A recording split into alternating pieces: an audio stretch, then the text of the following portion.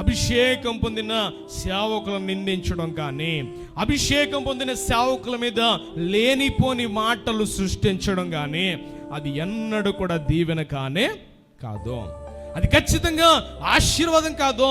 ఒకవేళ నీ సేవకుడు నీకన్నా ఒకవేళ జ్ఞానం కలిగిన వాడు కాకపోవచ్చు, నీ సేవకుడు నీకన్నా ఆస్తిపరుడు కాకపోవచ్చు, నీ సేవకుడు నీకన్నా లోకంలో ఉన్న అధికారం లేకపోవచ్చు, నీ సేవకునికి లోకంలో ఉన్న జ్ఞానము కానీ లేకపోతే లోకంలో ఉన్న పరిస్థితుల మీద అవగాహన లేకపోయి ఉండొచ్చు, కానీ దేవుని అభిషేకం నీ సేవకుని మీద ఉంది. హల్లెలూయా. కాబట్టి నువ్వు ఎవరికి గౌరవం ఇవ్వాలంటే దేవుని యొక్క సేవకునికి, ఆయన అభిషేకానికి నువ్వు గౌరవం ఇవ్వాలి. హల్లెలూయా. ఎప్పుడైతే ఆ రీతిగా ఉంటావో ఖచ్చితంగా దేవుని చేత దీవించబడతావు.